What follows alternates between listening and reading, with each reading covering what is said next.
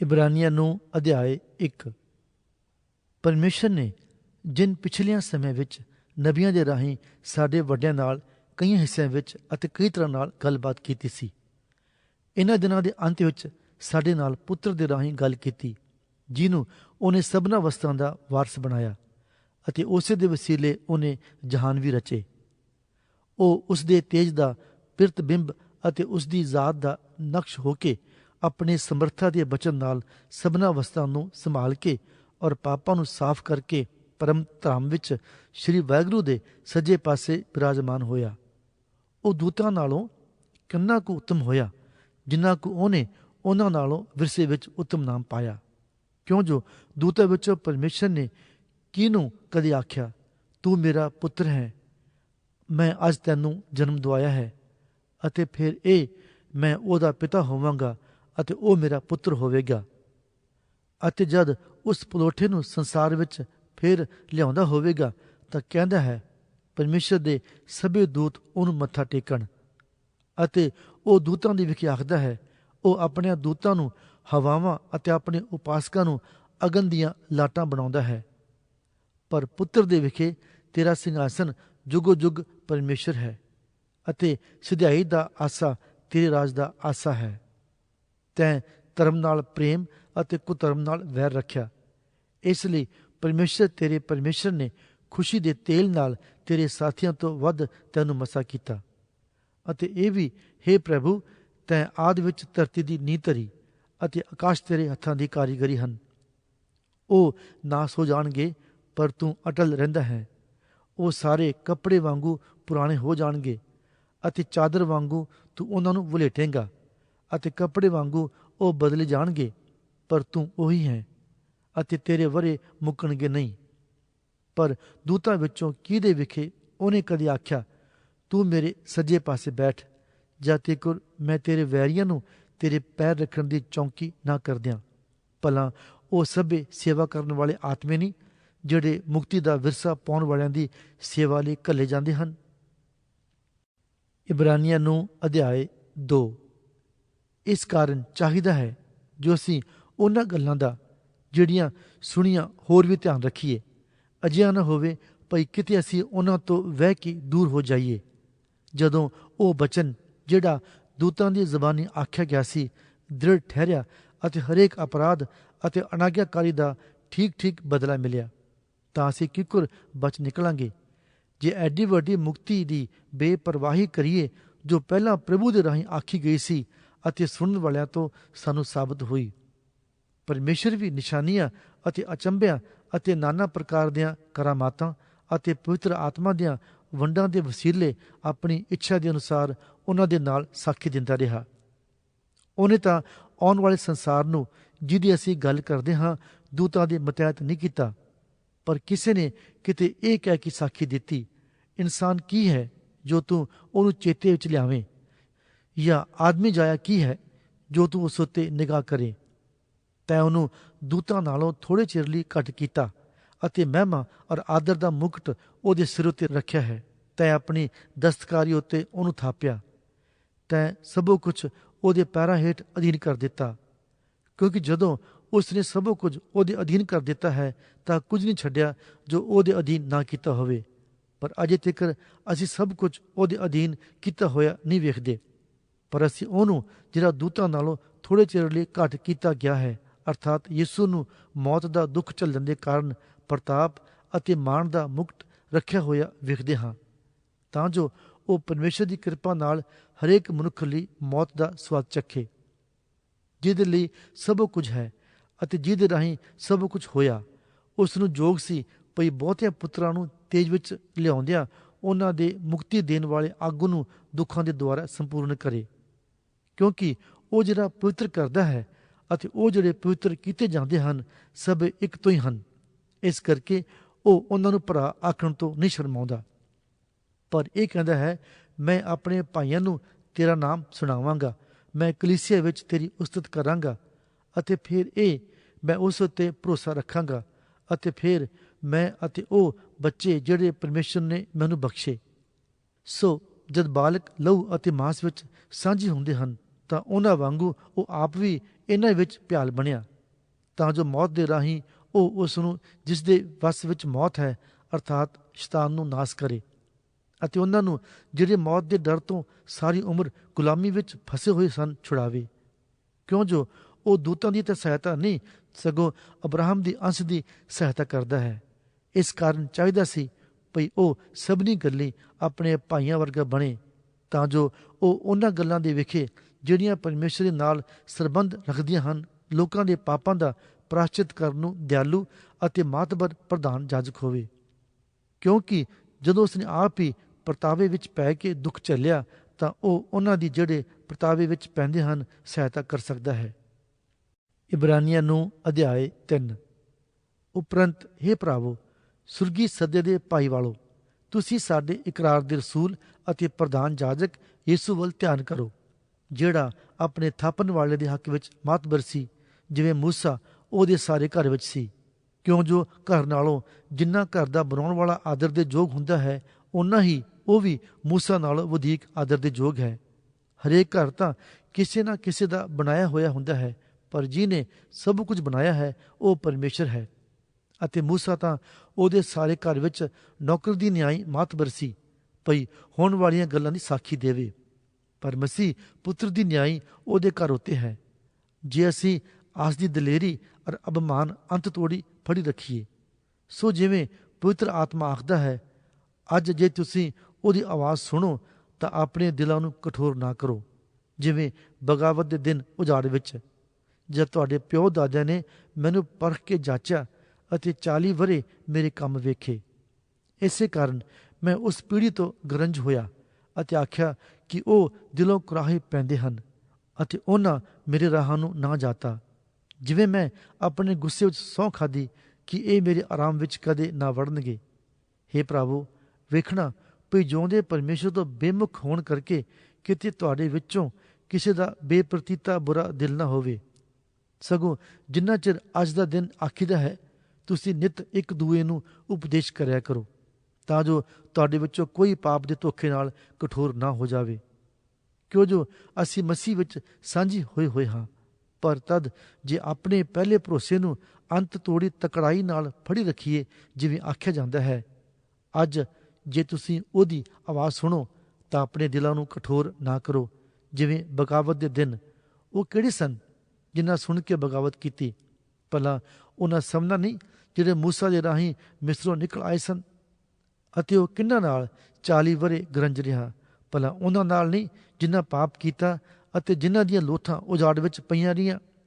ਅਤੇ ਕਿਹਨਾਂ ਨੂੰ ਉਸ ਨੇ ਸਹੁੰ ਖਾ ਕੇ ਆਖਿਆ ਵੀ ਉਹ ਮੇਰੇ ਆਰਾਮ ਵਿੱਚ ਨਾ ਵੜਨਗੇ, ਪਰ ਉਹਨਾਂ ਨੂੰ ਜਿਹੜੇ ਅਨਾਗਿਆਕਾਰ ਸਨ। ਅਸੀਂ ਇਹ ਵੇਖਦੇ ਹਾਂ ਜੋ ਉਹ ਬੇਪ੍ਰਤੀਤੀ ਦੇ ਕਾਰਨ ਉਸ ਵਿੱਚ ਨਾ ਵੜ ਸਕੇ। ਇਬਰਾਨੀਆਂ ਨੂੰ ਅਧਿਆਇ 4। ਉਪਰੰਤ ਸਾਨੂੰ ਡਰਨਾ ਚਾਹੀਦਾ ਹੈ, ਭਈ ਨਾ ਹੋਵੇ ਜੋ ਉਹਦੇ ਆਰਾਮ ਵਿੱਚ ਵੜਨ ਦਾ ਵਾਅਦਾ ਹੁੰਦਿਆਂ ਸੁਣਦਿਆਂ ਤੁਹਾਡੇ ਵਿੱਚੋਂ ਕੋਈ ਉਸ ਤੋਂ ਰਿਹਾ ਹੋਇਆ ਮਾਲੂਮ ਹੋਵੇ। ਕਿਉਂ ਜੋ ਸਾਨੂੰ ਖੁਸ਼ਖਬਰੀ ਸੁਣਾਈ ਗਈ ਸੀ, ਜਿਵੇਂ ਉਹਨਾਂ ਨੂੰ ਵੀ, ਪਰ ਸੁਣਿਆ ਹੋਇਆ ਬਚਨ ਉਹਨਾਂ ਲਈ ਲਾਭਵੰਤ ਨਾ ਹੋਇਆ। ਇਸ ਕਰਕੇ ਜੋ ਇਹ ਸੁਣਨ ਵਾਲਿਆਂ ਦੇ ਵਿੱਚ ਨਿਹਚਾ ਦੇ ਨਾਲ ਨਾ ਰਚਿਆ। ਕਿਉਂ ਜੋ ਅਸੀਂ ਜਿੰਨਾ ਨਿਹਚਾ ਕੀਤੀ ਹੈ ਉਸ ਆਰਾਮ ਵਿੱਚ ਵੜਦੇ ਹਾਂ। ਜੇਕਰ ਉਹਨੇ ਆਖਿਆ, ਜਿਵੇਂ ਮੈਂ ਆਪਣੇ ਗੁੱਸੇ ਵਿੱਚ ਸਹੁੰ ਖਾਧੀ ਕਿ ਉਹ ਮੇਰੇ ਆਰਾਮ ਵਿੱਚ ਕਦੇ ਨਾ ਵੜਨਗੇ, ਭਾਵੇਂ ਉਹਦੀਆਂ ਕਾਰਾਗਰੀਆਂ ਜਗਤ ਦੇ ਮੁੱਢੋਂ ਹੀ ਬਣ ਚੁੱਕੀਆਂ ਸਨ।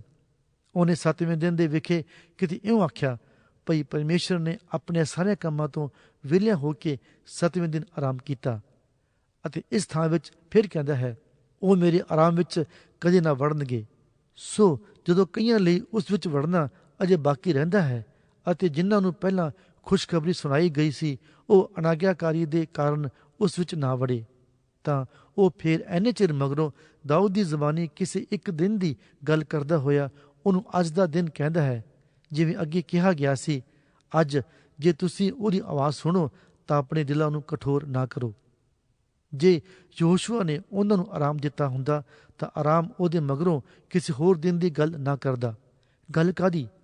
ਪਰਮੇਸ਼ਰ ਦੀ ਪ੍ਰਜਾ ਲਈ ਸਬਤ ਦਾ ਆਰਾਮ ਅਜੇ ਬਾਕੀ ਰਹਿੰਦਾ ਹੈ, ਕਿਉਂਕਿ ਜਿਹੜਾ ਉਹਦੇ ਆਰਾਮ ਵਿੱਚ ਵੜ ਗਿਆ ਉਹਨੇ ਵੀ ਆਪ ਆਪਣੇ ਕੰਮਾਂ ਤੋਂ ਵਿਹਲਿਆ ਹੋ ਕੇ ਆਰਾਮ ਕੀਤਾ, ਜਿਵੇਂ ਪਰਮੇਸ਼ਰ ਨੇ ਆਪਣੇ ਕੰਮਾਂ ਤੋਂ।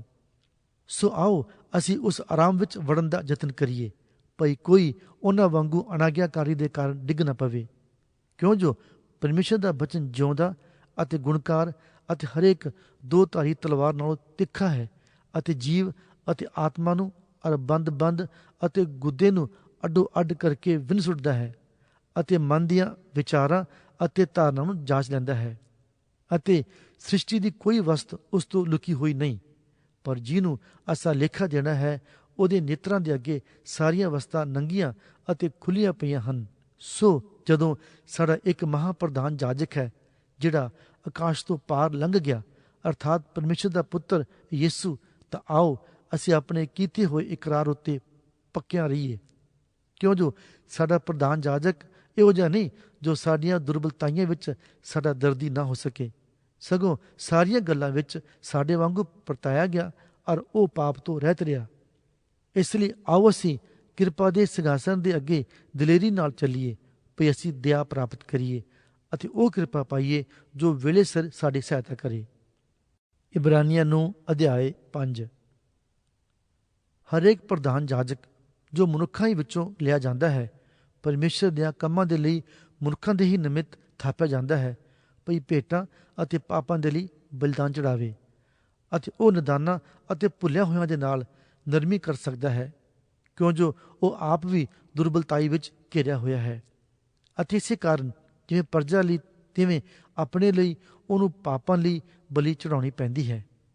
ਅਤੇ ਕੋਈ ਆਪਣੇ ਆਪ ਇਹ ਇੱਜ਼ਤ ਨਹੀਂ ਲੈਂਦਾ, ਪਰ ਤਦੋਂ ਜਦ ਹਾਰੂਨ ਦੀ ਨਿਆਈ ਪਰਮੇਸ਼ਰ ਦਾ ਬੁਲਾਇਆ ਹੋਇਆ ਹੋਵੇ।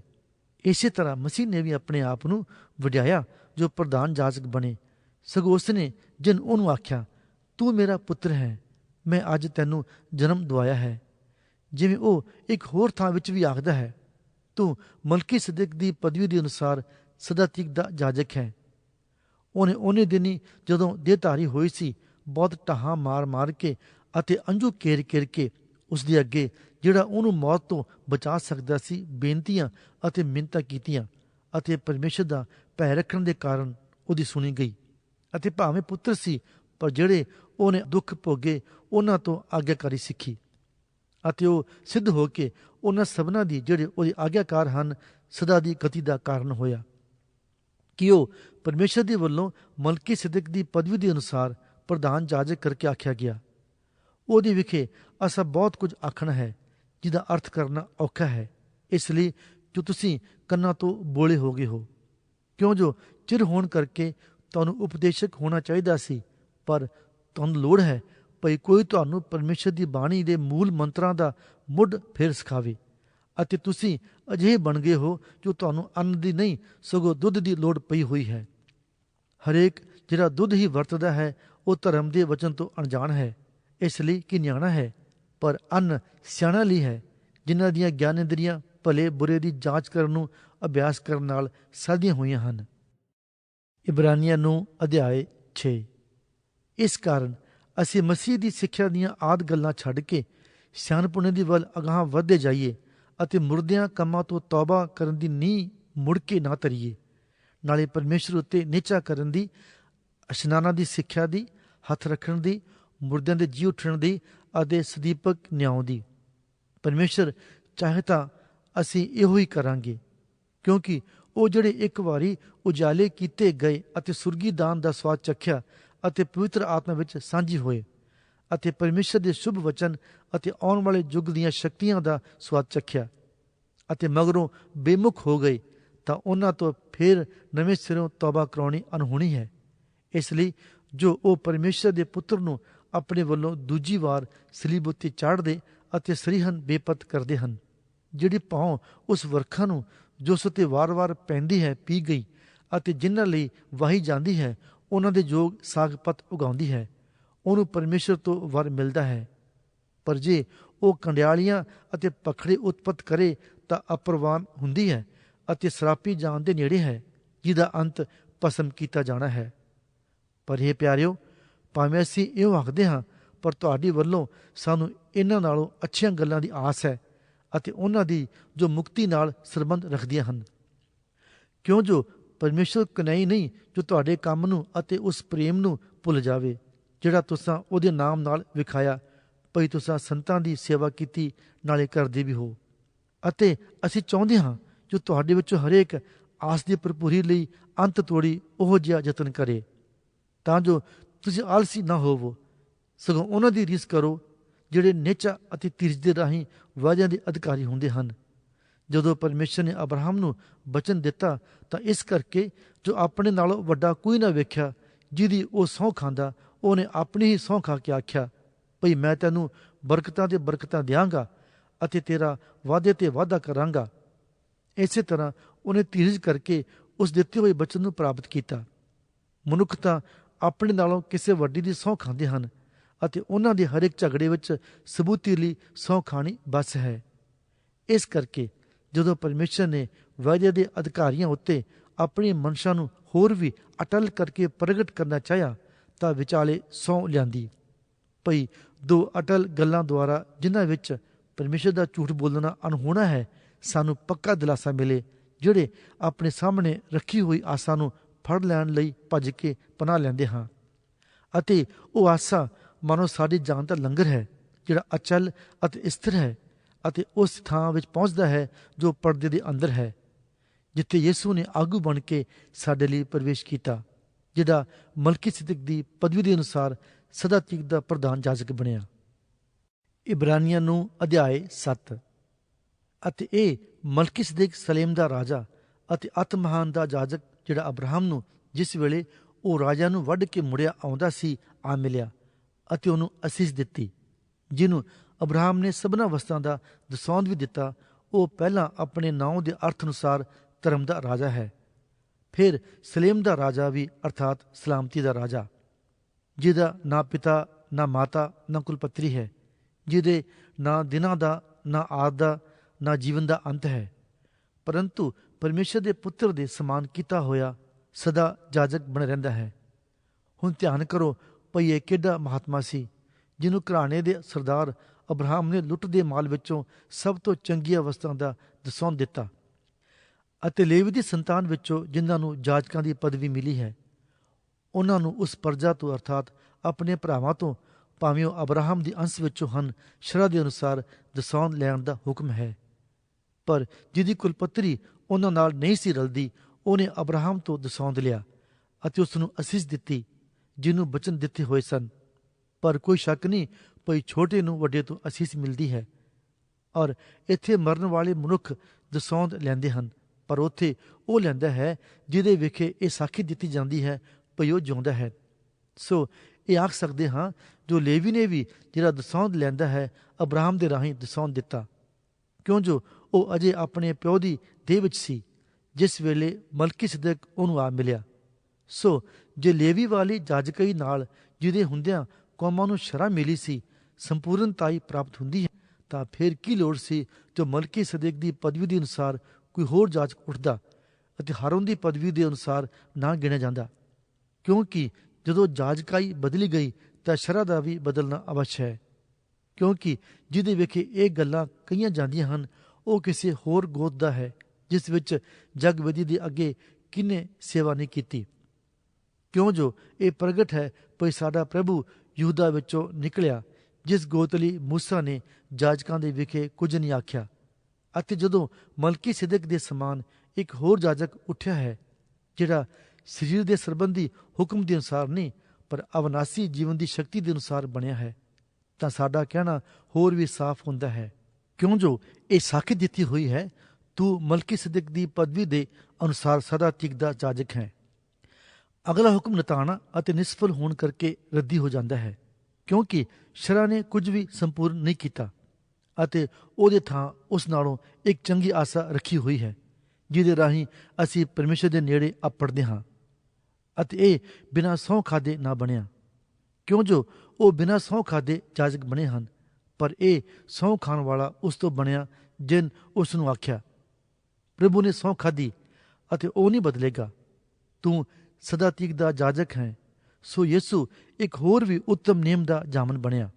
ਫਿਰ ਉਹ ਤਾਂ ਬਹੁਤੇ ਜਾਜਕ ਬਣੇ ਸਨ, ਇਸ ਲਈ ਜੋ ਮੌਤ ਨੇ ਉਹਨਾਂ ਨੂੰ ਟਿਕਣ ਨਾ ਦਿੱਤਾ, ਪਰ ਇਹ ਸਦਾ ਤੀਕ ਜੋ ਰਹਿੰਦਾ ਹੈ ਇਸ ਕਰਕੇ ਇਹਦੀ ਜਾਜਕਈ ਅਟਲ ਹੈ।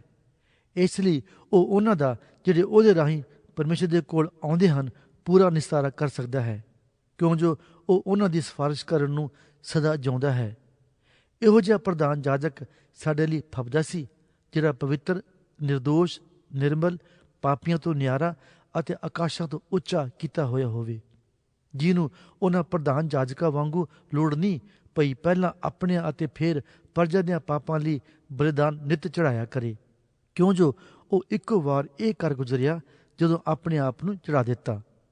ਸ਼ਰ੍ਹਾ ਤਾਂ ਮਨੁੱਖਾਂ ਨੂੰ ਜਿਹੜੇ ਨਿਤਾਣੇ ਹਨ ਪ੍ਰਧਾਨ ਜਾਜਕ ਠਹਿਰਾਉਂਦੀ ਹੈ, ਪਰ ਸਹੁੰ ਦਾ ਬਚਨ ਜਿਹੜਾ ਸ਼ਰ੍ਹਾ ਦੇ ਮਗਰੋਂ ਹੋਇਆ ਸੀ ਪੁੱਤਰ ਨੂੰ, ਜੋ ਸਦਾ ਤੱਕ ਸਿੱਧ ਕੀਤਾ ਹੋਇਆ ਹੈ। ਇਬਰਾਨੀਆਂ ਨੂੰ ਅਧਿਆਇ 8। ਹੁਣ ਜਿਹੜੀਆਂ ਗੱਲਾਂ ਅਸੀਂ ਆਪਣੇ ਪਏ ਆਖਦੇ ਹਾਂ, ਉਹਨਾਂ ਵਿੱਚੋਂ ਮੁੱਖ ਗੱਲ ਇਹ ਹੈ ਵੀ ਸਾਡਾ ਇਹੋ ਜਿਹਾ ਇੱਕ ਪ੍ਰਧਾਨ ਜਾਜਕ ਹੈ ਜਿਹੜਾ ਆਕਾਸ਼ਾਂ ਉੱਤੇ ਵਾਗਰੂ ਦੇ ਸਿੰਘਾਸਣ ਦੇ ਸੱਜੇ ਪਾਸੇ ਬਿਰਾਜਮਾਨ ਹੈ।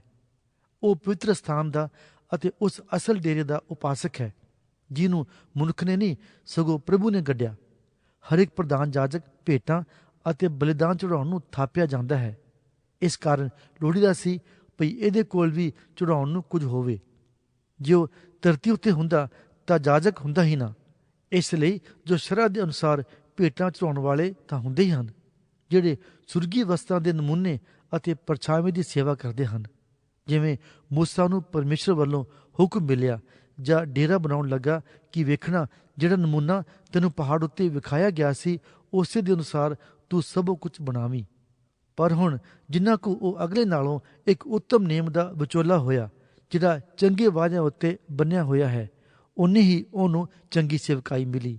ਪਰ ਜੇ ਉਹ ਪਹਿਲਾ ਨੇਮ ਬੇਨੁਕਸ ਹੁੰਦਾ ਤਾਂ ਦੂਏ ਲਈ ਥਾਂ ਨਾ ਭਾਲੀ ਜਾਂਦੀ, ਕਿਉਂ ਜੋ ਉਹ ਉਹਨਾਂ ਉੱਤੇ ਊਜ ਲਾ ਕੇ ਕਹਿੰਦਾ ਹੈ, ਵੇਖੋ ਉਹ ਦਿਨ ਆ ਰਹੇ ਹਨ, ਪ੍ਰਭੂ ਆਖਦਾ ਹੈ, ਮੈਂ ਇਸਰਾਏਲ ਦੇ ਘਰਾਣੇ ਨਾਲ ਅਤੇ ਯਹੂਦਾ ਦੇ ਘਰਾਣੇ ਨਾਲ ਇੱਕ ਨੇਮ ਬੰਨਾਂਗਾ, ਉਸ ਨੇਮ ਵਾਂਗੂ ਨਹੀਂ ਜਿਹੜਾ ਮੈਂ ਉਹਨਾਂ ਦੇ ਪਿਓ ਦਾਦਿਆਂ ਨਾਲ ਬੰਨਿਆ, ਜਿਸ ਦਿਨ ਮੈਂ ਉਹਨਾਂ ਦਾ ਹੱਥ ਫੜਿਆ ਭਈ ਉਹਨਾਂ ਨੂੰ ਮਿਸਰ ਦੇਸ਼ ਵਿੱਚੋਂ ਬਾਹਰ ਲਿਆਇਆ। ਉਹ ਤਾਂ ਮੇਰੇ ਨੇਮ ਉੱਤੇ ਕਾਇਮ ਨਾ ਰਹੇ ਅਤੇ ਮੈਂ ਉਹਨਾਂ ਦੀ ਕੁਝ ਪਰਵਾਹ ਨਾ ਕੀਤੀ, ਪ੍ਰਭੂ ਆਖਦਾ ਹੈ। ਇਹ ਉਹ ਨੇਮ ਹੈ ਜਿਹੜਾ ਮੈਂ ਇਸਰਾਏਲ ਦੇ ਘਰਾਣੇ ਨਾਲ ਬੰਨਾਂਗਾ। ਉਹਨਾਂ ਦਿਨਾਂ ਦੇ ਮਗਰੋਂ ਪ੍ਰਭੂ ਆਖਦਾ ਹੈ, ਮੈਂ ਆਪਣੇ ਕਾਨੂੰਨ ਉਹਨਾਂ ਦੇ ਮਨਾਂ ਵਿੱਚ ਪਾਵਾਂਗਾ ਅਤੇ ਉਹਨਾਂ ਦੀਆਂ ਹਿਰਦਿਆਂ ਉੱਤੇ ਉਹਨਾਂ ਨੂੰ ਲਿਖਾਂਗਾ। ਮੈਂ ਉਹਨਾਂ ਦਾ ਪਰਮੇਸ਼ਰ ਹੋਵਾਂਗਾ ਅਤੇ ਉਹ ਮੇਰੀ ਪ੍ਰਜਾ ਹੋਣਗੇ। ਹਰ ਕੋਈ ਆਪਣੇ ਵਤਨੀ ਨੂੰ ਨਹੀਂ ਸਿਖਾਵੇਗਾ, ਨਾ ਹਰ ਕੋਈ ਆਪਣੇ ਭਾਈ ਨੂੰ ਇਹ ਕਹਿ ਕੇ ਭਈ ਪ੍ਰਭੂ ਨੂੰ ਜਾਣੋ, ਕਿਉਂ ਜੋ ਸਭੇ ਮੈਨੂੰ ਜਾਣਨਗੇ, ਉਹਨਾਂ ਦੇ ਛੋਟੇ ਤੋਂ ਲੈ ਕੇ ਵੱਡੇ ਤੱਕ। ਮੈਂ ਤਾਂ ਉਹਨਾਂ ਦੇ ਕੁਧਰਮਾਂ ਉੱਤੇ ਤਰਸਵਾਨ ਹੋਵਾਂਗਾ ਅਤੇ ਉਹਨਾਂ ਦੇ ਪਾਪਾਂ ਨੂੰ ਫੇਰ ਕਦੇ ਚੇਤੇ ਨਾ ਕਰਾਂਗਾ। ਜਦੋਂ ਉਹਨੇ ਨਵਾਂ ਨੇਮ ਆਖਿਆ ਤਾਂ ਪਹਿਲੇ ਨੂੰ ਪੁਰਾਣਾ ਠਹਿਰਾਇਆ ਹੈ, ਪਰ ਜੋ ਕੁਝ ਪੁਰਾਣਾ ਹੋਇਆ ਅਤੇ ਚਿਰਕਾਲ ਦਾ ਹੈ ਉਹ ਅਲੋਪ ਹੋਣ ਦੇ ਨੇੜੇ ਹੈ। ਇਬਰਾਨੀਆਂ ਨੂੰ ਅਧਿਆਇ 9। ਸੋ ਪਹਿਲੇ ਨੇਮ ਵਿੱਚ ਵੀ ਬੰਦਗੀ ਦੀਆਂ ਵਿਧੀਆਂ ਅਤੇ ਇੱਕ ਸੰਸਾਰਕ ਪਵਿੱਤਰ ਸਥਾਨ ਹੈ ਸੀ, ਕਿਉਂ ਜੋ ਇੱਕ ਤੰਬੂ ਬਣਾਇਆ ਗਿਆ, ਅਰਥਾਤ ਪਹਿਲਾ, ਜਿਹਦੇ ਵਿੱਚ ਸ਼ਮਾਦਾਨ, ਮੇਜ਼ ਅਤੇ ਹਜ਼ੂਰੀ ਦੀਆਂ ਰੋਟੀਆਂ ਸਨ। ਇਹ ਪਵਿੱਤਰ ਸਥਾਨ ਸਦਾਉਂਦਾ ਹੈ। ਅਤੇ ਦੂਏ ਪਰਦੇ ਦੇ ਅੰਦਰ ਉਹ ਤੰਬੂ ਸੀ ਜਿਹੜਾ ਅਤ ਪਵਿੱਤਰ ਸਥਾਨ ਸਦਾਉਂਦਾ ਹੈ, ਜਿਹਦੇ ਵਿੱਚ ਧੂਪ ਦਿਖਾਉਣ ਦੀ ਸੁਨਹਿਰੀ ਜਗਵੇਦੀ ਸੀ ਅਤੇ ਨੇਮ ਦਾ ਸੰਦੂਕ ਜਿਹੜਾ ਆਲੇ ਦੁਆਲਿਓਂ ਸੋਨੇ ਨਾਲ ਮੜਿਆ ਹੋਇਆ ਸੀ, ਜਿਸ ਵਿੱਚ ਮਨ ਦਾ ਭਰਿਆ ਹੋਇਆ ਇੱਕ ਸੋਨੇ ਦਾ ਡੱਬਾ ਅਤੇ ਹਾਰੂਨ ਦੀ ਛਿਟੀ, ਜਿਸ ਵਿੱਚੋਂ ਲਗਰਾਂ ਫੁੱਟ ਨਿਕਲੀਆਂ ਅਤੇ ਨੇਮ ਦੀਆਂ ਪੱਟੀਆਂ ਸਨ।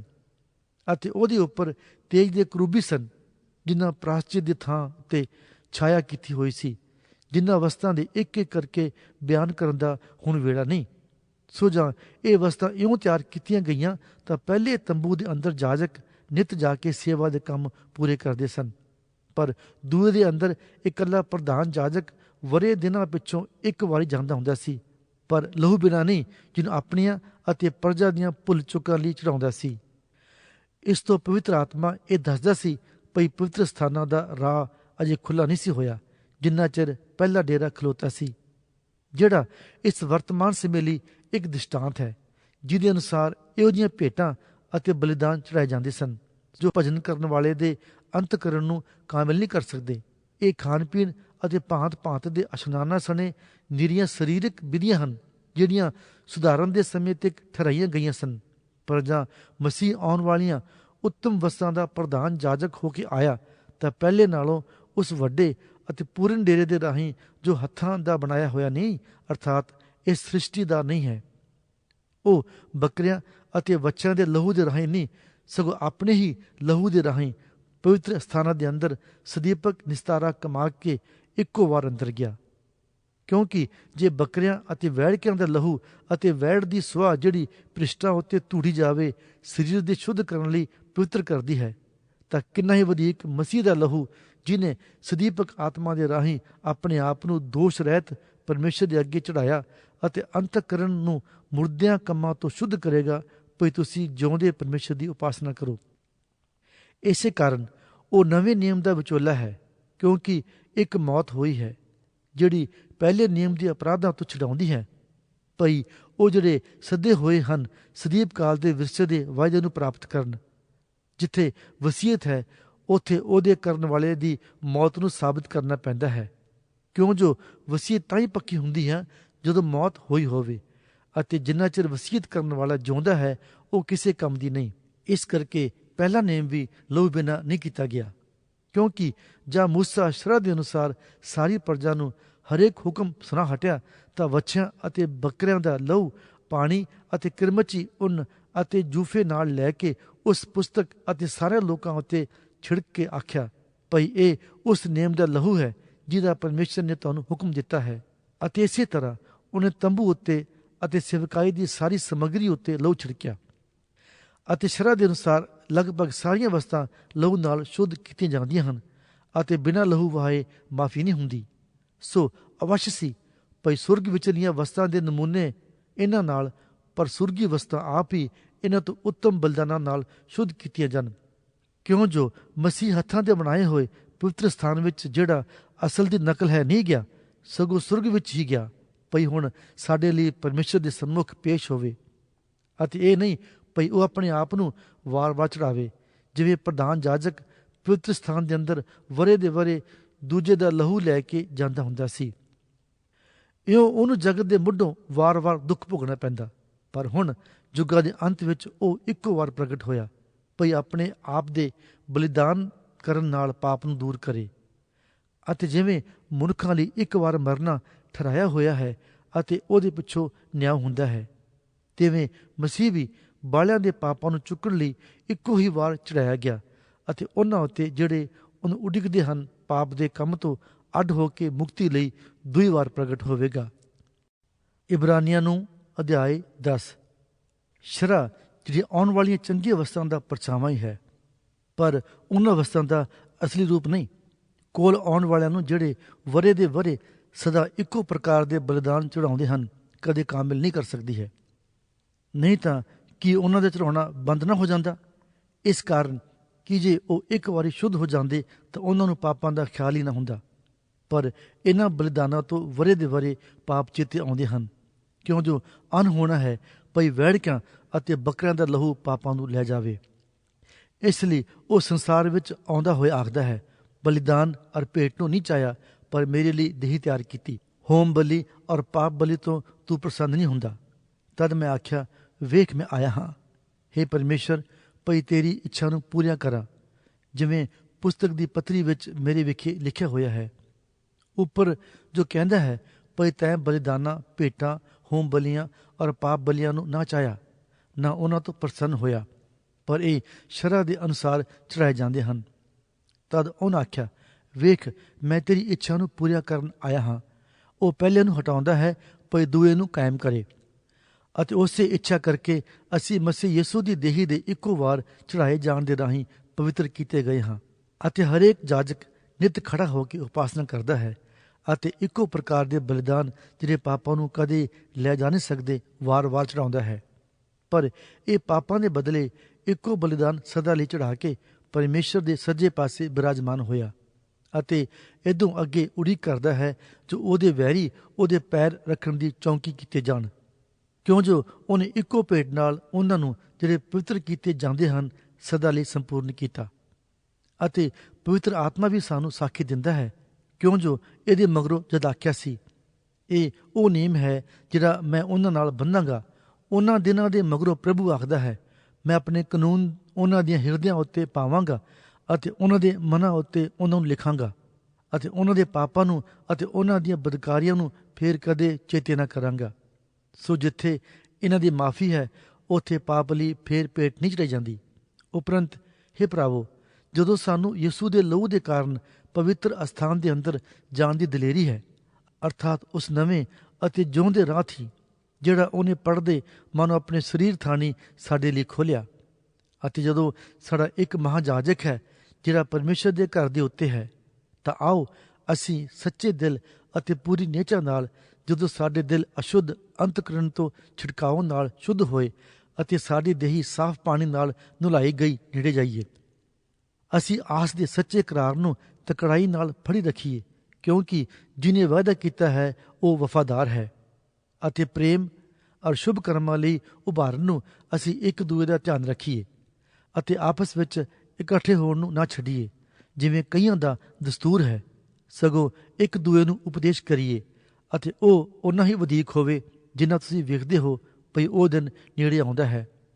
ਜੇ ਅਸੀਂ ਸੱਤ ਦਾ ਗਿਆਨ ਪ੍ਰਾਪਤ ਕਰਨ ਦੇ ਪਿੱਛੋਂ ਜਾਣ ਬੁੱਝ ਕੇ ਪਾਪ ਕਰੀ ਜਾਈਏ, ਤਾਂ ਪਾਪਾਂ ਦੇ ਨਿਮਿਤ ਫੇਰ ਕੋਈ ਬਲਿਦਾਨ ਨਹੀਂ, ਪਰ ਨਿਆਂ ਦੀ ਭਿਆਨਕ ਉਡੀਕ ਅਤੇ ਅੱਗ ਦੀ ਸੜਨ ਬਾਕੀ ਹੈ, ਜਿਹੜੀ ਵਿਰੋਧੀਆਂ ਨੂੰ ਭਸਮ ਕਰ ਦੇਵੇਗੀ। ਜਿਸ ਕਿਸੇ ਨੇ ਮੂਸਾ ਦੀ ਸ਼ਰ੍ਹਾ ਦੀ ਟਾਲਨਾ ਕੀਤੀ ਹੋਵੇ, ਉਹ 2 ਜਾਂ 3 ਗਵਾਹਾਂ ਦੀ ਗਵਾਹੀ ਨਾਲ ਬਿਨਾਂ ਤਰਸ ਕੀਤਿਆਂ ਮਾਰਿਆ ਜਾਂਦਾ ਹੈ। ਤਾਂ ਤੁਹਾਡੇ ਖਿਆਲ ਵਿੱਚ ਉਹ ਕਿੰਨੂ ਕੁ ਹੋਰ ਵੀ ਤਕੜੀ ਸਜ਼ਾ ਦੇ ਯੋਗ ਠਹਿਰਾਇਆ ਜਾਵੇਗਾ, ਜਿਹਨੇ ਪਰਮੇਸ਼ਰ ਦੇ ਪੁੱਤਰ ਨੂੰ ਪੈਰਾਂ ਹੇਠ ਲਤਾੜਿਆ ਅਤੇ ਨੇਮ ਦਾ ਲਹੂ ਜਿਹਦੇ ਨਾਲ ਉਹ ਪਵਿੱਤਰ ਕੀਤਾ ਗਿਆ ਸੀ, ਐਵੇਂ ਕਿਵੇਂ ਜਾਣਿਆ ਅਤੇ ਕਿਰਪਾ ਦੇ ਆਤਮਾ ਦਾ ਅਪਜਸ ਕੀਤਾ। ਕਿਉਂ ਜੋ ਅਸੀਂ ਉਹਨੂੰ ਜਾਣਦੇ ਹਾਂ, ਜਿਹਨੇ ਆਖਿਆ ਭਈ ਬਦਲਾ ਲੈਣਾ ਮੇਰਾ ਕੰਮ ਹੈ, ਮੈਂ ਹੀ ਵੱਟਾ ਲਾਵਾਂਗਾ। ਅਤੇ ਫਿਰ ਇਹ ਕਿ ਪ੍ਰਭੂ ਆਪਣੀ ਪ੍ਰਜਾ ਦਾ ਨਿਆਂ ਕਰੇਗਾ। ਜਿਉਂਦੇ ਪਰਮੇਸ਼ਰ ਦੇ ਹੱਥ ਵਿੱਚ ਪੈਣਾ ਭਿਆਨਕ ਗੱਲ ਹੈ, ਪਰ ਪਹਿਲਿਆਂ ਦਿਨਾਂ ਨੂੰ ਚੇਤੇ ਕਰੋ, ਜਦੋਂ ਆਪਣੇ ਉਜਾਲੇ ਕੀਤੇ ਜਾਣ ਦੇ ਪਿੱਛੋਂ ਤੁਸਾਂ ਦੁੱਖਾਂ ਦੇ ਵੱਡੇ ਕੋਲ ਮੁਗੋਲੇ ਨੂੰ ਸਹਿ ਲਿਆ। ਕਦੀ ਤਾਂ ਤੁਸੀਂ ਨਿੰਦਿਆ ਅਤੇ ਬਿਪਤਾ ਦੇ ਕਾਰਨ ਤਮਾਸ਼ਾ ਬਣੇ, ਅਤੇ ਕਦੀ ਉਹਨਾਂ ਦੇ ਸਾਂਝੀ ਹੋਏ ਜਿਨ੍ਹਾਂ ਨਾਲ ਇਸ ਤਰ੍ਹਾਂ ਦੁਰਦਸ਼ਾ ਹੁੰਦੀ ਸੀ। ਕਿਉਂ ਜੋ ਤੁਸੀਂ ਕੈਦੀਆਂ ਦੇ ਦਰਦੀ ਹੋਏ, ਨਾਲੇ ਆਪਣੇ ਧਨ ਦੇ ਲੁੱਟ ਜਾਣ ਨੂੰ ਆਨੰਦ ਨਾਲ ਮੰਨ ਲਿਆ, ਇਹ ਜਾਣ ਕੇ ਵੀ ਸਾਡਾ ਇੱਕ ਧਨ ਇਸ ਨਾਲੋਂ ਉੱਤਮ ਅਤੇ ਅਟਲ ਹੈ। ਸੋ ਤੁਸਾਂ ਆਪਣੀ ਦਲੇਰੀ ਨੂੰ ਕਿਤੇ ਗੁਆ ਨਾ ਬੈਠਣਾ ਕਿ ਉਹਦਾ ਵੱਡਾ ਫਲ ਹੈ। ਕਿਉਂ ਜੋ ਤੁਹਾਨੂੰ ਧੀਰਜ ਕਰਨ ਦੀ ਲੋੜ ਹੈ ਭਈ ਤੁਸੀਂ ਪਰਮੇਸ਼ਰ ਦੀ ਇੱਛਾ ਨੂੰ ਪੂਰੀਆਂ ਕਰਕੇ ਵਾਅਦੇ ਨੂੰ ਪ੍ਰਾਪਤ ਕਰੋ। ਇਹ ਲਿਖਿਆ ਹੈ, ਹੁਣ ਥੋੜ੍ਹਾ ਜਿਹਾ ਚਿਰ ਹੈ ਜੋ ਆਉਣ ਵਾਲਾ ਆਵੇਗਾ ਅਤੇ ਚਿਰ ਨਾ ਲਾਵੇਗਾ, ਪਰ ਮੇਰਾ ਧਰਮੀ ਬੰਦਾ ਨਿਹਚਾ ਤੋਂ ਜੀਵੇਗਾ। ਅਤੇ ਜੇ ਉਹ ਪਿਛਾਂਹ ਹਟ ਜਾਵੇ, ਮੇਰਾ ਜੀ ਉਸ ਤੋਂ ਪ੍ਰਸੰਨ ਨਹੀਂ ਹੋਵੇਗਾ। ਪਰ ਅਸੀਂ ਉਹਨਾਂ ਵਿੱਚੋਂ ਨਹੀਂ ਜਿਹੜੇ ਪਿਛਾਂਹ ਹਟ ਕੇ ਨਸ਼ਟ ਹੋ ਜਾਂਦੇ ਹਨ, ਸਗੋਂ ਉਹਨਾਂ ਵਿੱਚੋਂ ਜਿਹੜੇ ਨਿਹਚਾ ਕਰਕੇ ਜਾਨ ਬਚਾ ਰੱਖਦੇ ਹਨ। ਇਬਰਾਨੀਆਂ ਨੂੰ ਅਧਿਆਇ 11। ਹੁਣ ਨਿਹਚਾ ਆਸ ਕੀਤੀਆਂ ਹੋਈਆਂ ਗੱਲਾਂ ਦਾ ਪੱਕਾ ਭਰੋਸਾ ਹੈ ਅਤੇ ਅਣਡਿੱਠ ਵਸਤਾਂ ਦੀ ਸਬੂਤੀ, ਅਤੇ ਇਸੇ ਵਿਖੇ ਬਜ਼ੁਰਗਾਂ ਦੇ ਲਈ ਸਾਖੀ ਦਿੱਤੀ ਗਈ। ਨਿਹਚਾ ਨਾਲ ਅਸੀਂ ਜਾਣਦੇ ਹਾਂ ਕਿ ਜਗਤ ਪਰਮੇਸ਼ਰ ਦੇ ਫਰਮਾਨ ਨਾਲ ਸਾਜਿਆ ਗਿਆ, ਅਤੇ ਜੋ ਕੁਝ ਵੇਖਣ ਵਿੱਚ ਆਉਂਦਾ ਹੈ ਸੋ ਡਿੱਠੀਆਂ ਹੋਈਆਂ ਵਸਤਾਂ ਤੋਂ ਨਹੀਂ ਬਣਿਆ ਹੈ। ਨਿਹਚਾ ਨਾਲ ਹਾਬਿਲ ਨੇ ਕਈਨ ਨਾਲੋਂ ਪਰਮੇਸ਼ਰ ਦੇ ਅੱਗੇ ਉੱਤਮ ਬਲਿਦਾਨ ਚੜਾਇਆ, ਜਿਸ ਕਰਕੇ ਇਹ ਸਾਖੀ ਦਿੱਤੀ ਗਈ ਕਿ ਉਹ ਧਰਮੀ ਹੈ। ਕਿਉਂ ਜੋ ਪਰਮੇਸ਼ਰ ਨੇ ਉਹਦੀਆਂ ਭੇਟਾਂ ਦੇ ਵਿਖੇ ਸਾਖੀ ਦਿੱਤੀ, ਅਤੇ ਉਸ ਨਿਹਚਾ ਦੇ ਰਾਹੀਂ ਉਹ ਹੁਣ ਤੀਕਰ ਬੋਲਦਾ ਹੈ ਭਾਵੇਂ ਉਹ ਮਰ ਗਿਆ। ਨਿਹਚਾ ਨਾਲ ਹਨੋਕ ਉਤਾਂਹ ਚੁੱਕਿਆ ਗਿਆ ਭਈ ਮੌਤ ਨਾ ਵੇਖੇ ਅਤੇ ਉਹਦਾ ਪਤਾ ਨਾ ਲੱਗਾ, ਇਸ ਲਈ ਜੋ ਪਰਮੇਸ਼ਰ ਨੇ ਉਹਨੂੰ ਉਤਾਂਹ ਚੁੱਕ ਲਿਆ। ਕਿਉਂ ਜੋ ਉਹਦੇ ਉਤਾਂਹ ਚੁੱਕੇ ਜਾਣ ਤੋਂ ਪਹਿਲਾਂ ਇਹ ਸਾਖੀ ਦਿੱਤੀ ਗਈ ਸੀ ਭਈ ਉਹ ਪਰਮੇਸ਼ਰ ਦੇ ਮਨ ਭਾਉਂਦਾ ਹੈ, ਅਤੇ ਨਿਹਚਾ ਬਾਝੋਂ ਉਹਦੇ ਮਨ ਨੂੰ ਭਾਉਣਾ ਅਣਹੋਣਾ ਹੈ। ਕਿਉਂਕਿ ਜਿਹੜਾ ਪਰਮੇਸ਼ਰ ਦੇ ਵੱਲ ਆਉਂਦਾ ਹੈ, ਉਹਨੂੰ ਪ੍ਰਤੀਤ ਕਰਨੀ ਚਾਹੀਦੀ ਹੈ ਭਈ ਉਹ ਹੈ, ਨਾਲੇ ਇਹ ਭਈ ਉਹ ਆਪਣੀਆਂ ਤਾਲਮਾਂ ਦਾ ਫਲ ਦਾਤਾ ਹੈ। ਨਿਹਚਾ ਨਾਲ ਨੂੰਹ ਨੇ ਪਰਮੇਸ਼ਰ ਕੋਲੋਂ ਉਹਨਾਂ ਵਸਤਾਂ ਦੀ ਖਬਰ ਪਾ ਕੇ ਜਿਹੜੀਆਂ ਅਜੇ ਅਣਡਿੱਠ ਸਨ, ਸਹਿਮ ਕੇ ਆਪਣੇ ਘਰ ਦੇ ਬਚਾਓ ਲਈ ਕਿਸ਼ਤੀ ਬਣਾਈ, ਅਤੇ ਉਸ ਨਿਹਚਾ ਦੇ ਕਾਰਨ ਉਹਨੇ ਸੰਸਾਰ ਨੂੰ ਦੋਸ਼ੀ ਠਹਿਰਾਇਆ ਅਤੇ ਉਸ ਧਰਮ ਦਾ ਅਧਿਕਾਰੀ ਹੋਇਆ ਜਿਹੜਾ ਨਿਹਚਾ ਤੋਂ ਹੀ ਹੁੰਦਾ ਹੈ। ਨਿਹਚਾ ਨਾਲ ਅਬਰਾਹਮ ਜਾਂ ਸੱਦਿਆ ਗਿਆ ਤਾਂ ਉਸ ਥਾਂ ਜਾਣ ਦੀ ਆਗਿਆ ਮੰਨ ਲਈ ਜਿਹਨੂੰ ਉਹਨੇ ਅਧਿਕਾਰ ਵਿੱਚ ਲੈਣਾ ਸੀ, ਅਤੇ ਭਾਵੇਂ ਉਹ ਨਹੀਂ ਸੀ ਜਾਣਦਾ ਭਈ ਮੈਂ ਕਿੱਧਰ ਨੂੰ ਲੱਗਾ ਜਾਂਦਾ ਹਾਂ, ਤਾਂ ਵੀ ਨਿਕਲ ਤੁਰਿਆ। ਨਿਹਚਾ ਨਾਲ ਉਹ ਵਾਅਦੇ ਵਾਲੀ ਧਰਤੀ ਵਿੱਚ ਜਾ ਵਸਿਆ, ਜਿਵੇਂ ਪਰਾਈ ਧਰਤੀ ਵਿੱਚ ਉਹਨੇ ਇਸਹਾਕ ਅਤੇ ਯਾਕੂਬ ਦੇ ਨਾਲ, ਜਿਹੜੇ ਉਹਦੇ ਸੰਗ ਉਸੇ ਵਾਅਦੇ ਦੇ ਅਧਿਕਾਰੀ ਸਨ, ਤੰਬੂਆਂ ਵਿੱਚ ਵਾਸ ਕੀਤਾ। ਕਿਉਂ ਜੋ ਉਹ ਉਸ ਨਗਰ ਦੀ ਉਡੀਕ ਕਰਦਾ ਸੀ ਜਿਹਦੀਆਂ ਨੀਹਾਂ ਹਨ ਅਤੇ ਜਿਹਦਾ ਕਾਰੀਗਰ ਅਤੇ ਬਣਾਉਣ ਵਾਲਾ ਪਰਮੇਸ਼ਰ ਹੈ। ਨੀਚਾਂ ਨਾਲ ਸਾਰਾ ਨੇ ਆਪ ਵੀ ਜਦੋਂ ਬੁੱਢੀ ਹੋ ਗਈ ਗਰਭਵੰਤੀ ਹੋਣ ਦੀ ਸ਼ਕਤੀ ਪਾਈ, ਇਸ ਲਈ ਜੋ ਉਹਨੇ ਵਾਅਦਾ ਕਰਨ ਵਾਲੇ ਨੂੰ ਵਫਾਦਾਰ ਜਾਣਿਆ। ਉਪਰੰਤ ਇੱਕ ਤੋਂ ਜੋ ਮੁਰਦਾ ਜਿਹਾ ਸੀ ਅਨੇਕ ਉਤਪਤ ਹੋਏ, ਜਿੰਨੇ ਕੁ ਬਹੁਤਾਇਤ ਕਰਕੇ ਆਕਾਸ਼ ਦੇ ਤਾਰੇ ਹਨ ਅਤੇ ਜਿੰਨੇ ਕੁ ਸਮੁੰਦਰ ਦੇ ਕੰਢੇ ਉਤਲੀ ਰੇਤ ਦੇ ਦਾਣੇ ਜੋ ਅਣਗਿਣਤ ਹਨ, ਇਹ ਸਭੇ ਨੀਚੇ ਵਿੱਚ ਮਰ ਗਏ ਅਤੇ ਉਹਨਾਂ ਨੂੰ ਦਿੱਤੇ ਹੋਏ ਬਚਨ ਪ੍ਰਾਪਤ ਨਾ ਹੋਏ। ਪਰ ਉਹ ਦੂਰੋਂ ਉਹਨਾਂ ਨੂੰ ਵੇਖ ਕੇ ਜੀ ਆਇਆਂ ਨੂੰ ਆਖਿਆ ਅਤੇ ਮੰਨ ਲਿਆ ਭਈ ਅਸੀਂ ਧਰਤੀ ਉੱਤੇ ਓਪਰੇ ਅਤੇ ਪਰਦੇਸੀ ਹਾਂ। ਕਿਉਂਕਿ ਜਿਹੜੇ ਅਜਿਹੀਆਂ ਗੱਲਾਂ ਆਖਦੇ ਹਨ ਉਹ ਪ੍ਰਗਟ ਕਰਦੇ ਹਨ ਭਈ ਅਸੀਂ ਆਪਣੇ ਵਤਨ ਨੂੰ ਪਾਲਦੇ ਹਾਂ। ਅਤੇ ਜੇ ਉਸ ਦੇਸ਼ ਨੂੰ ਜਿਸ ਤੋਂ ਨਿਕਲ ਆਏ ਸਨ ਚੇਤੇ ਰੱਖਦੇ ਤਾਂ ਉਹਨਾਂ ਨੂੰ ਮੁੜ ਜਾਣ ਦਾ ਵੇਲਾ ਹੁੰਦਾ। ਪਰ ਹੁਣ ਉਹ ਉਸ ਤੋਂ ਉੱਤਮ ਅਰਥਾਤ ਸੁਰਗੀ ਦੇਸ਼ ਨੂੰ ਲੋਚਦੇ ਹਨ। ਇਸ ਕਾਰਨ ਪਰਮੇਸ਼ਰ ਉਹਨਾਂ ਦੇ ਵੱਲੋਂ ਨਹੀਂ ਸ਼ਰਮਾਉਂਦਾ ਜੋ ਉਹਨਾਂ ਦਾ ਪਰਮੇਸ਼ਰ ਕਹਾਵੇ, ਕਿਉਂ ਜੋ ਉਹਨੇ ਉਹਨਾਂ ਲਈ ਇੱਕ ਨਗਰੀ ਤਿਆਰ ਕਰ ਛੱਡੀ ਹੈ। ਨੀਚਾਂ ਨਾਲ ਅਬਰਾਹਮ ਨੇ ਜਦ ਪਰਤਾਇਆ ਗਿਆ ਤਾਂ ਇਸਹਾਕ ਨੂੰ ਬਲਿਦਾਨ ਲਈ ਚੜਾਇਆ। ਹਾਂ, ਆਪਣੇ ਇਕਲੌਤੀ ਨੂੰ, ਉਹ ਜਿਹਨੂੰ ਵਾਅਦੇ ਦਿੱਤੇ ਗਏ ਸਨ, ਚੜਾਉਣ ਲੱਗਾ ਅਤੇ ਜਿਹਨੂੰ ਇਹ ਆਖਿਆ ਗਿਆ ਭਈ ਇਸਹਾਕ ਤੋਂ ਤੇਰੀ ਅੰਸ਼ ਅਖਵਾਵੇਗੀ।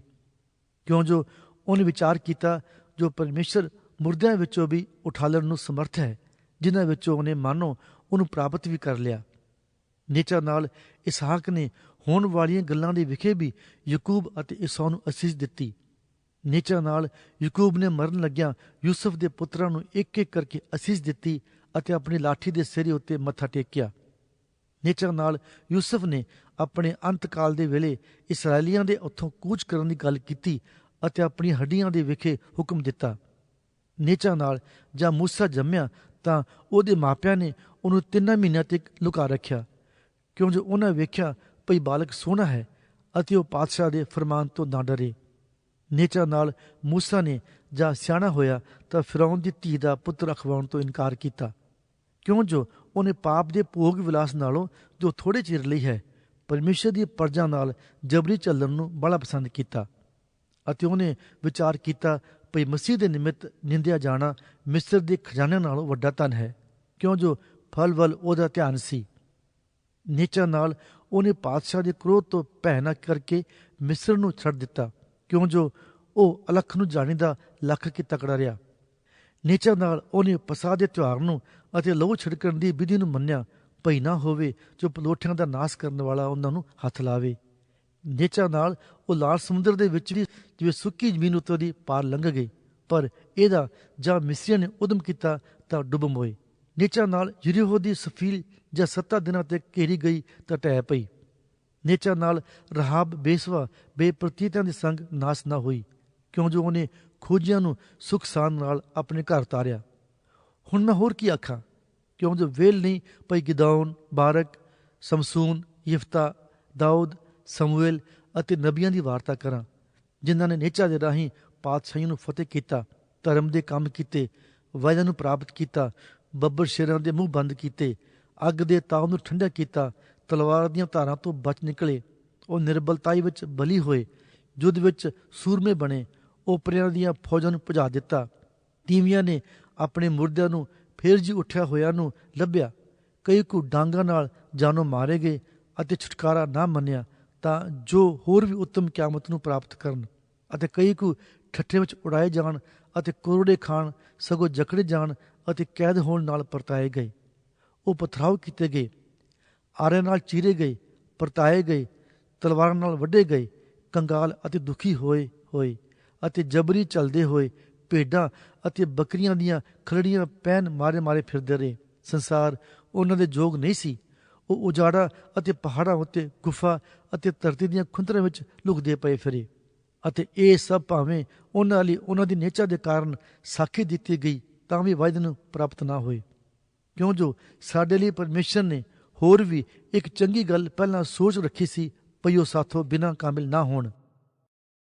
ਇਬਰਾਨੀਆਂ ਨੂੰ ਅਧਿਆਇ 12।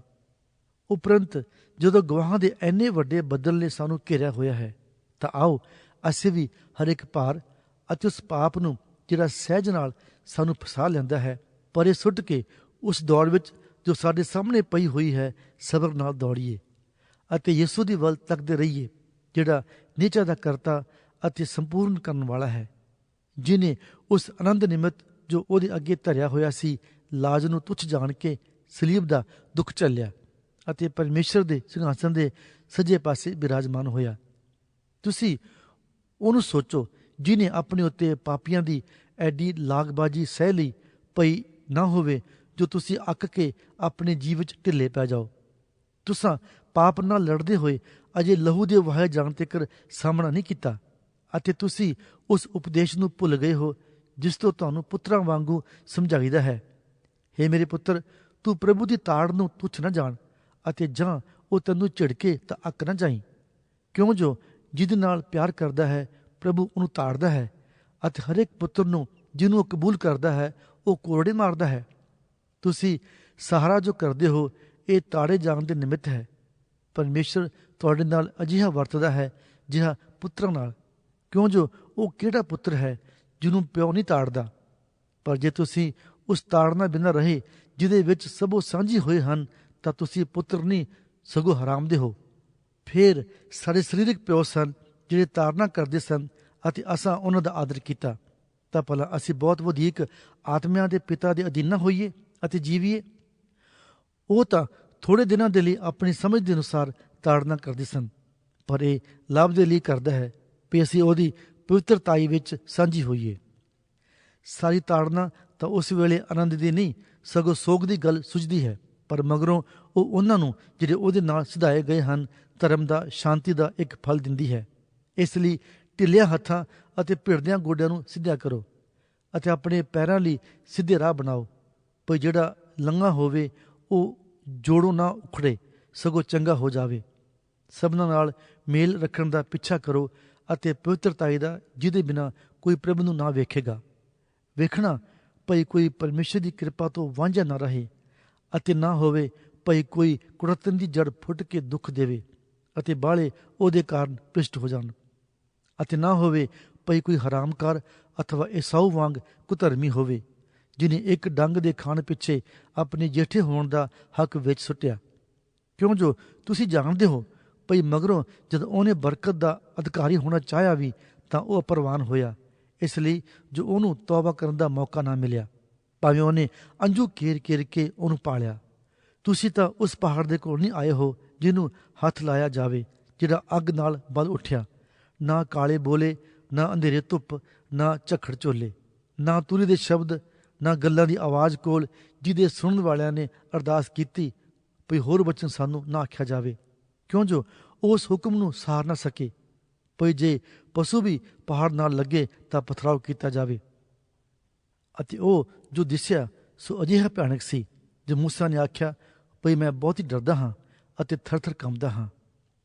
ਸਗੋਂ ਤੁਸੀਂ ਸਿਉਨ ਦੇ ਪਹਾੜ ਕੋਲ ਆਏ ਹੋ ਅਤੇ ਅਕਾਲ ਪੁਰਖ ਦੀ ਨਗਰੀ ਸੁਰਗੀ ਯਰੂਸ਼ਲਮ ਕੋਲ ਅਤੇ ਜੋੜ ਮੇਲੇ ਵਿੱਚ ਲੱਖਾਂ ਦੂਤਾਂ ਕੋਲ ਅਤੇ ਪਲੋਠਿਆਂ ਦੀ ਕਲੀਸਿਆ ਕੋਲ ਜਿਨ੍ਹਾਂ ਦੇ ਨਾਂ ਸੁਰਗ ਵਿੱਚ ਲਿਖੇ ਹੋਏ ਹਨ, ਅਤੇ ਪਰਮੇਸ਼ਰ ਕੋਲ ਜਿਹੜਾ ਸਭਨਾਂ ਦਾ ਨਿਆਂ ਕਰਨ ਵਾਲਾ ਹੈ, ਅਤੇ ਸਿੱਧ ਕੀਤਿਆਂ ਹੋਇਆਂ ਧਰਮੀਆਂ ਦੇ ਆਤਮਿਆਂ ਕੋਲ, ਅਤੇ ਯਿਸੂ ਕੋਲ ਜਿਹੜਾ ਨਵੇਂ ਨੇਮ ਦਾ ਵਿਚੋਲਾ ਹੈ, ਅਤੇ ਛਿੜਕੇ ਹੋਏ ਲਹੂ ਦੇ ਕੋਲ ਜੋ ਹਾਬਲ ਦੇ ਲਹੂ ਨਾਲੋਂ ਉੱਤਮ ਗੱਲਾਂ ਕਰਦਾ ਹੈ। ਵੇਖੋ ਤੁਸੀਂ ਉਸ ਤੋਂ ਜਿਹੜਾ ਬੋਲਦਾ ਹੈ ਮੂੰਹ ਨਾ ਮੋੜਨਾ, ਕਿਉਂਕਿ ਜਦੋਂ ਉਹ ਨਾ ਬਚੇ ਜਿੰਨਾ ਉਸ ਤੋਂ ਮੂੰਹ ਮੋੜੇ ਜਿਹੜਾ ਧਰਤੀ ਉੱਤੇ ਚਿਤਾਰਦਾ ਸੀ, ਤਾਂ ਬਹੁਤ ਵਧੀਕ ਕਰਕੇ ਅਸੀਂ ਨਾ ਬਚਾਂਗੇ ਜੇ ਉਸ ਤੋਂ ਬੇਮੁਖ ਹੋਈਏ ਜਿਹੜਾ ਸੁਰਗ ਉੱਤੇ ਚਿਤਾਰਦਾ ਹੈ, ਜਿਹਦੇ ਸ਼ਬਦ ਨੇ ਉਸ ਵੇਲੇ ਧਰਤੀ ਨੂੰ ਹਿਲਾ ਦਿੱਤਾ। ਪਰ ਹੁਣ ਉਹਨੇ ਇਹ ਕਹਿ ਕੇ ਵਚਨ ਦਿੱਤਾ ਭਈ ਮੈਂ ਫੇਰ ਇੱਕ ਵਾਰੀ ਮੈਂ ਜਿਹੜਾ ਧਰਤੀ ਨੂੰ ਹੀ ਨਹੀਂ ਸਗੋਂ ਆਕਾਸ਼ ਨੂੰ ਵੀ ਕਾਂਬਾ ਲਾ ਦਿਆਂਗਾ। ਅਤੇ ਇਹ ਜਿਹੜਾ ਵਚਨ ਹੈ ਕਿ ਫੇਰ ਇੱਕ ਵਾਰੀ, ਇਹ ਪਤਾ ਦਿੰਦਾ ਹੈ ਭਈ ਬਣਾਈਆਂ ਹੋਈਆਂ ਵਸਤਾਂ ਵਾਂਗੂ ਉਹ ਵਸਤਾਂ ਜਿਹੜੀਆਂ ਹਿਲਾਈਆਂ ਜਾਂਦੀਆਂ ਹਨ ਸੋ ਟਲ ਜਾਣਗੀਆਂ, ਤਾਂ ਜੋ ਉਹ ਵਸਤਾਂ ਜਿਹੜੀਆਂ ਨਹੀਂ ਹਿਲਾਈਆਂ ਜਾਂਦੀਆਂ ਬਣੀਆਂ ਰਹਿਣ। ਸੋ ਜਦੋਂ ਸਾਨੂੰ ਇੱਕ ਰਾਜ ਮਿਲਿਆ ਜਿਹੜਾ ਹਿਲਾਇਆ ਨਹੀਂ ਜਾਂਦਾ, ਤਾਂ ਆਓ ਅਸੀਂ ਧੰਨਵਾਦ ਕਰੀਏ, ਜਿਸ ਕਰਕੇ ਅਸੀਂ ਭਗਤੀ ਅਤੇ ਭੈ ਨਾਲ ਪਰਮੇਸ਼ਰ ਦੀ ਉਪਾਸਨਾ ਕਰੀਏ ਜੋ ਉਹਦੇ ਮਨ ਭਾਵੇ, ਕਿਉਂ ਜੋ ਸਾਡਾ ਪਰਮੇਸ਼ਰ ਭਸਮ ਕਰਨ ਵਾਲੀ ਅੱਗ ਹੈ। ਇਬਰਾਨੀਆਂ ਨੂੰ ਅਧਿਆਇ 13। ਪਰਪਣ ਦਾ ਪ੍ਰੇਮ ਬਣਿਆ ਰਹੇ, ਪ੍ਰਾਹੁਣਚਾਰੀ ਕਰਨੀ ਨਾ ਭੁੱਲਿਓ, ਕਿਉਂ ਜੋ ਇਹ ਕਰਕੇ ਕਿੰਨਿਆਂ ਨੇ ਦੂਤਾਂ ਨੂੰ ਬਿਨ ਪਛਾਣੇ ਘਰ ਉਤਾਰਿਆ। ਬੰਧੂਆਂ ਨੂੰ ਇਉਂ ਚੇਤੇ ਰੱਖੋ ਭਈ ਜਾਣੋ ਤੁਸੀਂ ਉਹਨਾਂ ਦੇ ਨਾਲ ਬੰਧਨ ਵਿੱਚ ਪਏ ਹੋਏ ਹੋ ਅਤੇ ਉਹਨਾਂ ਨੂੰ ਜਿਹੜੇ ਜਬਰੀ ਚੱਲਦੇ ਹਨ ਚੇਤੇ ਰੱਖੋ, ਇਹ ਜਾਣ ਕੇ ਭਈ ਤੁਸੀਂ ਆਪ ਵੀ ਸਰੀਰ ਵਾਲੇ ਹੋ। ਵਿਆਹ ਕਰਨਾ ਸਭਨਾਂ ਵਿੱਚ ਆਦਰਯੋਗ ਗਿਣਿਆ ਜਾਵੇ ਅਤੇ ਵਿਛਾਉਣਾ ਬੇਦਾਗ ਰਹੇ, ਕਿਉਂ ਜੋ ਪਰਮੇਸ਼ਰ ਹਰਾਮਕਾਰਾਂ ਅਤੇ ਵਿਭਚਾਰੀਆਂ ਦਾ ਨਿਆਂ ਕਰੇਗਾ। ਤੁਸੀਂ ਮਾਇਆ ਦੇ ਲੋਭ ਤੋਂ ਰਹਿਤ ਰਹੋ। ਜੋ ਕੁਝ ਤੁਹਾਡੇ ਕੋਲ ਹੈ ਉਸ ਉੱਤੇ ਸੰਤੋਖ ਕਰੋ, ਕਿਉਂ ਜੋ ਉਹਨੇ ਆਪ ਆਖਿਆ ਹੈ ਭਈ ਮੈਂ ਤੈਨੂੰ ਕਦੇ ਨਾ ਛੱਡਾਂਗਾ, ਨਾ ਕਦੇ ਤੈਨੂੰ ਤਿਆਗਾਂਗਾ। ਇਸ ਕਰਕੇ ਅਸੀਂ ਹੌਸਲੇ ਨਾਲ ਆਖਦੇ ਹਾਂ, ਪ੍ਰਭੂ ਮੇਰਾ ਸਹਾਈ ਹੈ, ਮੈਂ ਨਾ ਡਰਾਂਗਾ, ਮਨੁੱਖ ਮੇਰਾ ਕੀ ਕਰੇਗਾ। ਤੁਸੀਂ ਆਪਣੇ ਆਗੂਆਂ ਨੂੰ ਚੇਤੇ ਰੱਖੋ ਜਿਨ੍ਹਾਂ ਤੁਹਾਨੂੰ ਪਰਮੇਸ਼ਰ ਦਾ ਬਚਨ ਸੁਣਾਇਆ। ਉਹਨਾਂ ਦੀ ਚਾਲ ਦੇ ਉੜਕ ਵੱਲ ਧਿਆਨ ਕਰਕੇ ਉਹਨਾਂ ਦੀ ਨਿਹਚਾ ਦੀ ਰੀਸ ਕਰੋ। ਯਿਸੂ ਮਸੀਹ ਕੱਲ੍ਹ ਅਤੇ ਅੱਜ ਅਤੇ ਜੁਗ ਜੁਗ ਇੱਕੋ ਜਿਹਾ ਹੈ। ਤੁਸੀਂ ਰੰਗ ਬਿਰੰਗੀਆਂ ਅਤੇ ਓਪਰੀਆਂ ਸਿੱਖਿਆ ਨਾਲ ਭਰਮਾਏ ਨਾ ਜਾਓ, ਕਿਉਂ ਜੋ ਚੰਗਾ ਇਹ ਹੈ ਭਈ ਮਨ ਕਿਰਪਾ ਨਾਲ ਤਕੜਾ ਕੀਤਾ ਜਾਵੇ, ਨਾ ਭੋਜਨਾਂ ਨਾਲ ਜਿਨ੍ਹਾਂ ਤੋਂ ਉਹਨਾਂ ਦੇ ਵਰਤਣ ਵਾਲਿਆਂ ਨੂੰ ਕੁਝ ਲਾਭ ਨਾ ਹੋਇਆ। ਸਾਡੀ ਤਾਂ ਇੱਕ ਜੱਗ ਵੇਦੀ ਹੈ ਜਿਸ ਉੱਤੋਂ ਡੇਰੇ ਦੇ ਸੇਵਕਾਂ ਨੂੰ ਖਾਣ ਦਾ ਹੱਕ ਨਹੀਂ, ਕਿਉਂਕਿ ਜਿਨ੍ਹਾਂ ਪਸ਼ੂਆਂ ਦਾ ਲਹੂ ਪ੍ਰਧਾਨ ਜਾਜਕ ਪਵਿੱਤਰ ਸਥਾਨ ਵਿੱਚ ਪਾਪ ਨਿਮਿਤ ਲੈ ਜਾਂਦਾ ਹੈ, ਉਹਨਾਂ ਦੇ ਸਰੀਰ ਡੇਰਿਓਂ ਬਾਹਰ ਸੜ ਜਾਂਦੇ ਹਨ। ਇਸ ਲਈ ਯਿਸੂ ਨੇ ਵੀ ਭਈ ਲੋਕਾਂ ਨੂੰ ਆਪਣੇ ਲਹੂ ਨਾਲ ਪਵਿੱਤਰ ਕਰੇ ਫਾਟਕੋਂ ਬਾਹਰ ਦੁੱਖ ਝੱਲਿਆ। ਸੋ ਆਓ ਅਸੀਂ ਉਹਦੇ ਨਿਮਿਤ ਨਿੰਦਿਆ ਸਹਿੰਦੇ ਡੇਰਿਓਂ ਬਾਹਰ ਉਹਦੇ ਕੋਲ ਚੱਲੀਏ, ਕਿਉਂ ਜੋ ਸਾਡਾ ਇੱਥੇ ਕੋਈ ਸਥਿਰ ਰਹਿਣ ਵਾਲਾ ਸ਼ਹਿਰ ਨਹੀਂ, ਸਗੋਂ ਅਸੀਂ ਆਉਣ ਵਾਲੇ ਸ਼ਹਿਰ ਨੂੰ ਭਾਲਦੇ ਹਾਂ। ਸੋ ਅਸੀਂ ਉਹਦੇ ਦੁਆਰਾ ਉਸਤਤ ਦਾ ਬਲਿਦਾਨ ਅਰਥਾਤ ਉਹਨਾਂ ਬੁੱਲਾਂ ਦਾ ਫਲ ਜਿਹੜੇ ਉਹਦੇ ਨਾਮ ਨੂੰ ਮੰਨ ਲੈਂਦੇ ਹਨ ਪਰਮੇਸ਼ਰ ਦੇ ਅੱਗੇ ਸਦਾ ਚੜਾਇਆ ਕਰੀਏ। ਪਰ ਭਲਾ ਕਰਨੋਂ ਅਤੇ ਪਰਉਪਕਾਰ ਕਰਨੋਂ ਨਾ ਭੁੱਲਿਓ, ਕਿਉਂਕਿ ਅਜਿਹਾ ਬਲਿਦਾਨਾਂ ਤੋਂ ਪਰਮੇਸ਼ਰ ਪ੍ਰਸੰਨ ਹੁੰਦਾ ਹੈ।